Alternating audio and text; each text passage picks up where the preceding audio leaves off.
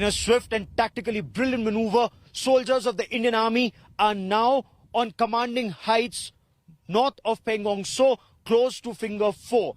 This means the Indian Army effectively dominates Chinese Army positions on Finger 4, effectively stopping further Chinese advancement from Finger 4 towards Finger 3 and Finger 2. This also indicates that the Indian Army is now on altitudes between 17,000 and 20,000 feet at the line of actual control on either side of the Pangong So, whether it's at Richinla, Rizangla, Blacktop, or at this dominating feature north of Pangong So, the Indian Army just cannot trust the Chinese.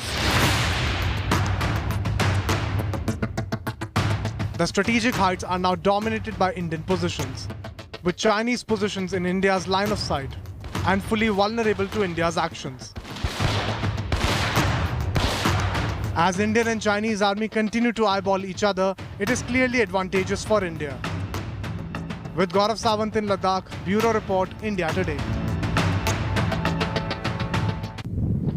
I quickly now want to cut across to India Today's editor defense Abhishek Bhalla, who joins us from Leh. Abhishek, the army has heights of tactical advantage but strategic significance. How difficult is it for us to remain on these heights? Is this now Siacinization of the LAC? And how difficult is it for the Chinese in this area, Abhishek? Gaurav, it's a battle of occupying mountain heights. Whoever is sitting on those hilltops will control this confrontation from here onwards. The big challenge for the Indian forces is, be it the Indian Army or the ITBP, who's facing Chinese aggression for the last 4 months now, is that the winter is approaching, and we are here in Leh, which is around 11,500 feet. It's a rugged terrain here itself. One can imagine what the situation will be in these forward locations that are 15,000 feet plus height. It's going to be extremely difficult in days to come.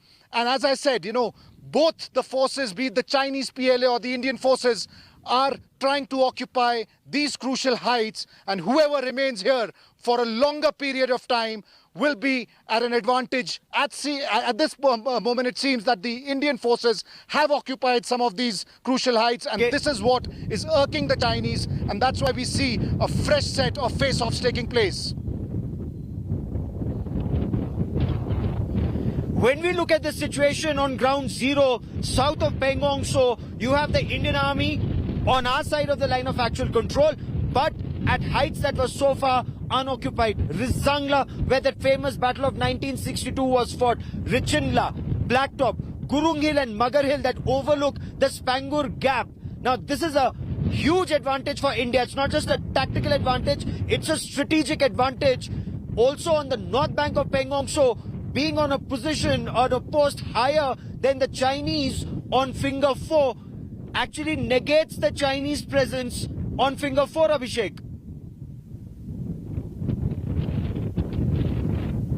That's right, Gaurav. And, whatever has happened in the last 10 days has completely changed the scenario. On the night of August 29th, August 30th, there was a face-off between the Indian and the Chinese troops. Later on, we've also had incidents of firing. So the rules of engagement have completely changed now. Officials that I've spoken to continue to reiterate that from here onwards, it's highly unlikely that scuffles will take place, because if the Chinese come closer, the Indian forces will retaliate in the same manner as they have been doing so till now. And in fact, there are places where the Chinese are still in a face-off with the Indian troops.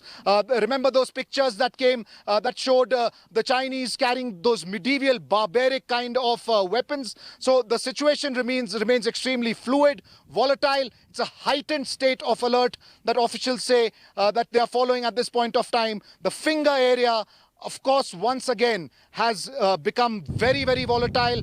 Fresh build-up by the Chinese is taking place. But the fact is that because the Indians are also on some of the crucial heights, they can see all the movement, all the mobilization that the Chinese are making in the Finger area.